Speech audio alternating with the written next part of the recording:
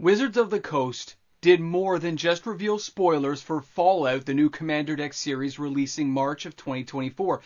They showed that they are vulnerable to what the players are going to do, and they revealed something that most players probably are not aware of, and it's something we need to talk about in this video.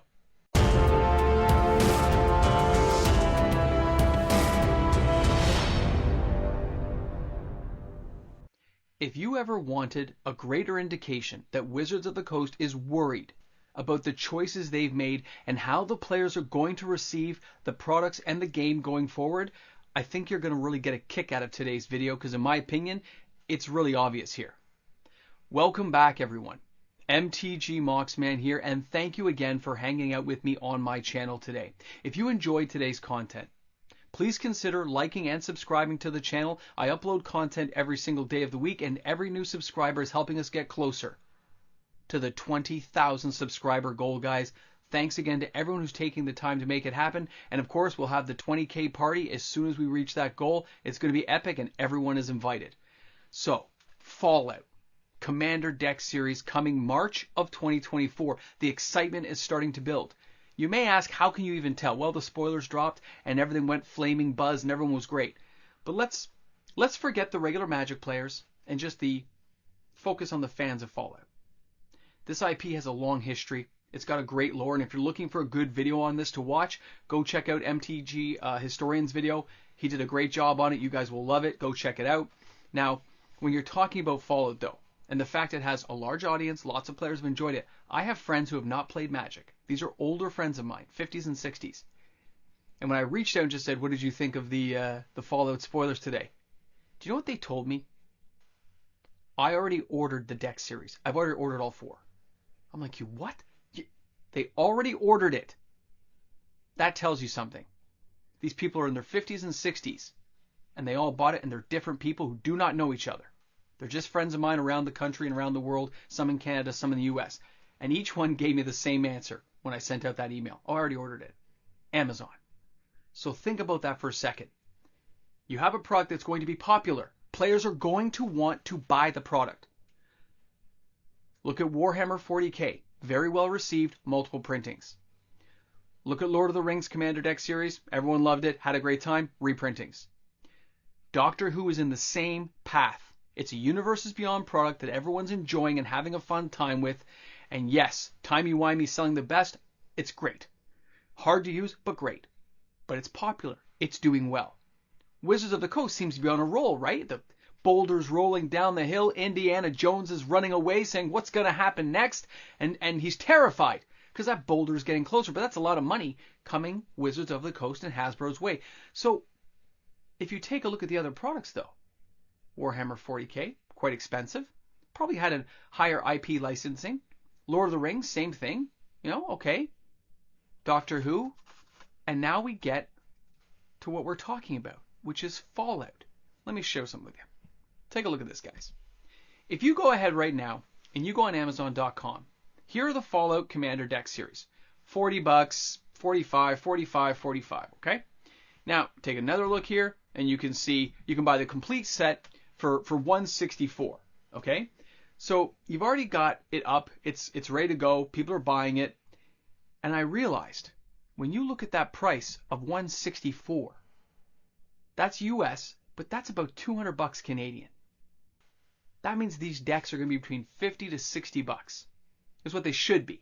They'll probably be $70 each here in Canada, give or take. Maybe some pre-release pricing. The stores I wanted to check out, they don't have it up yet. They haven't got all their pricing in, but the fact I'm looking at Amazon tells me they'll probably put it at around the $70 to $74 mark each. Now, forget Canada for a second. Think about those US prices. That's very affordable. For 4 Commander decks that you can play and fans of the channel get to enjoy. So if you know it's going to be popular and you know it's going to sell well, why is the price so low? Is this a mistake by Wizards? Are we going to have a conversation a week from now and find out like Ravnica Remastered it was mispriced and somebody at Amazon messed up? I don't know. But when I look at that price, again, just like Ravnica Remastered when I saw the first pricing, I was not insulted. I am not turned away. And if anything, it makes me more likely to buy the product. It makes me more likely to want to purchase it and play this game with friends. Because a lot of my friends are using these Universe Beyond Commander decks as standalone series. They just, no tampering or tinkering allowed. They play with the 4 decks. But think about when players are looking at that and they see that kind of deal, they're saying this is a great deal. I'm going to buy that. You know what? This is reasonable. I want to try this out. We're going to have some fun. We saw Dead Meat and all the cards, and the great thing with Caesar and stuff. This is good stuff to look at. I like what I see. But I look beyond that and say, why didn't they just charge $10 more each? $15 more each? Why? Because they're worried about it selling well. They're worried about the actual sales. They don't want it to crash. They don't want to price it so high that they turn players away. They know players have tighter wallets. They know players have been rejecting some of the stuff they've been doing, have been very angry about price increases. And they made it cheaper. They made it cheaper to attract people, and is what I think has happened, unless it's a misprice. Then I'm just going to crack up and you guys can just say ha ha to the Moxman in the comment sections afterwards. You can look at this video now, look back, 6 weeks from now, 4 weeks from now, whenever we find out that the pricing was wrong. But in my opinion, because of what they did with play boosters, because of what they've done with some of the upcoming products like the Lord of the Rings holiday collector stuff, which they know is going to generate revenue, they're worried about how many sales they're going to see on some of these products. They're not quite sure how they're going to translate, so they're making them reasonably priced. Actually, I almost consider that good pricing. From what I've seen lately, when you compare it to something like Warhammer 40k, this looks a lot more attractive to players to want to try that kind of commander deck out, to try the FallOut series. And let's face it, the fans of the game are already buying it. My friends already said they're buying it. Now, some of my friends who play Magic are not buying them. I agree. It's going to be hit or miss depending on what part of the play group decides to buy and which fans of Magic, which non-fans of Magic get all, and maybe it'll bring over new players or reignite some of my old friends who haven't played in 20 years to go back and play again. It's all possible. I'm not here to speculate on that. I just want to say that in my opinion, when you see a price that low, it lends credence to the question that maybe something's not quite right. Maybe Wizards, somewhere in the economic team, is a little more concerned about what the overall fallout will be from some of the choices they've made in the last year. And they're worried about irradiating all the players and making them that much more angry. Oh, come on, you like that word toss I did. Come on. I just threw those in right now off the cuff. That was pretty good. I thought so. I had to comment on it. Guys, I think Wizards is worried. I think they're concerned, and I think they have the right to be concerned. Play boosters needs to go off well. It needs to go off. Which means they have to soften the blow, massage the message for the next few months until this product line gets active, until they can convince the players to come on board and accept it. Which means some of the upcoming products may be a little bit more of a sweetener to the deal. The prices might look a little more reasonable. I mean, now that I realize that a product like Bloomburrow, because we're 7 minutes in, 8 minutes in, Bloomburrow is going to be a play booster product. That means I can't buy cases of it. It's going to be too expensive. I may buy one box to hold in the background, but now that I know the pricing will be different, they have to make that set an absolute bomb hit for me to even consider buying boxes. It doesn't matter how much I like a product. I will be selective with my money, and that's what players are doing. So if they massage the message now, soften the blow for everyone, say, look, this is reasonably priced. Look at this product. It's not bad. Then maybe they'll get a few more hits off. Like Ixalan, when I said the Ixalan price scheme, if they make it look really attractive and put a lot of big hits in there, you get a better reception compared to other products that are coming out like Ravnica Remastered, which looks kind of like a setup to fail with a product they already control. There's no new cards in the set, so it didn't cost them anything to print it. It's going to be a very interesting time with something like FallOut, which I think is going to sell well. Doctor Who's going to continue to sell well in the next few months before it kind of tapers off. And then we have upcoming products coming up. And the fact they priced it this way, I think is a growing concern for the company, worried about the financial bottom line at the end of the year, at the end of each quarter now. They don't know, and when they're in uncharted territory, they have the right, and they should be concerned. This is something that if the players don't accept, if they have a mass rejection of some of these products, they're in hot water and they got to figure it out.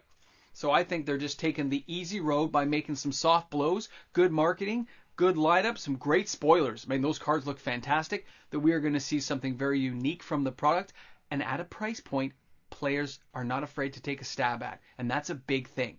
Think about it this way. It's a rabbit and you got a carrot and a stick. You're giving them the carrot to lure them in to accept the higher price point and generate more revenue later. And this little bit of a carrot you're offering seems inexpensive, cheap to produce, an IP that people want. It makes a lot of sense to take a small loss on a small product that you'll still make money on, but not as much, to make sure that the new flagship is going to be okay.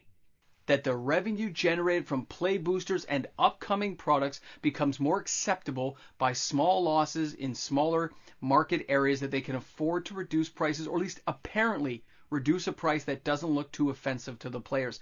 This is going to be a great thing to see happen. I can't wait to see if the players really come on board with this or if they reject it. Either way, I can't wait to see your comments in the comments section. Join this conversation. Let me know what you see happening out there, and how do you feel after looking at the spoilers, the pricing. How is this product going to be received by you, the player, and what do you think is going to happen? Do you think they're going to follow through, or do you think they're going to make it more expensive? Guys, I can't wait to read those comments. I look forward to seeing you all tomorrow. And remember, drop a comment in the comment section, and it's a great game.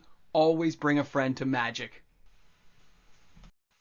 Big shout out and thank you to all the fantastic patrons we have supporting this channel each and every day. It allows for uploaded daily content, and it's brought to you by the fantastic patrons of this channel. So thanks again for being there. Thanks for support.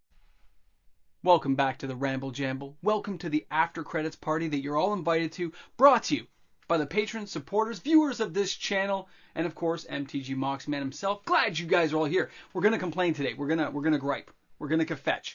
So, TCG Player is like going through some new impact service, okay? And they want you to like sign up this new way to stay an affiliate, which I am an affiliate of the channel. I get like a 3.5% kickback when everyone shops there, including myself. But they're making it difficult. The guy's trying to help me. He's very nice. The one I'm emailing back and forth, on my lunch break, he's being very responsive. But it looks like they're trying to get access to like specific analytical data, which would be unrelated to me promoting TCG Player on my channel, promoting it as a place to get cards. I do use the service. I get a lot of cards, okay, a lot. And I like using the service. It helps me get extra cards for the channel for stuff like the 20K party, but not at the cost of my privacy. The information they're asking for, the way it looks to me on paper, the way they've written it, means they'll have access to emails and accounts that I want them to have access to. It's just not going to happen. So unless they can correct it some way and get my normal email account to show up there, it ain't going to happen, which means I won't be an affiliate anymore. I couldn't get paid anymore, and I would have to I'd be annoyed. I know it's not a huge amount of income, but every penny counts, as you guys know, and it'd be a real bummer to have to lose that little bit, $60 here, $40 there. It still adds up every month, right? There's still a portion coming in. And sometimes it can be over $100. Like, it can be significant. So I sit there and go, it's not worth giving up any privacy that I think might be lost by doing it the way they want me to do it. When there was no problem before, you're causing a problem. I don't play that game anymore. So there's me complaining. Am I wrong? Are they right? It just says they want. Wait, hold on. I have it on another screen. So let me see what this says. It says, view your YouTube account. View your YouTube account reports and analytical YouTube content. It says, view your YouTube analytics report and the YouTube channels and videos. I'm not giving them my analytical reports. They don't have access to that stuff as far as I'm concerned. It ain't happening. So I'm annoyed because I ain't giving that stuff out, because the other thing is the email attached to that is a private email that I'm not giving access to. So I'm like, nah. Anyway, that's how I feel. You guys let me know at the end of this ramble jamble. I'd actually like to get some opinions on this. If you're on my Patreon, you can drop some stuff in the Discord. Let me know what you think. And if you're just one of the viewers here and you happen to watch the end of the video, you can drop some stuff in there too. Just drop in the comments a little bit of a message there. I always read them every day, even if I don't comment on everyone, because I try as hard as I can, but work is busy. I still read them. So let me know, guys. Thanks a lot for stopping by. TCG Player, don't mess up a good thing. You're happy and I'm happy. Do you really want me to do a ramble jamble about how much I'm angry at you right now? Oh, wait. That just happened. I'll see you guys tomorrow. Have an awesome day, man.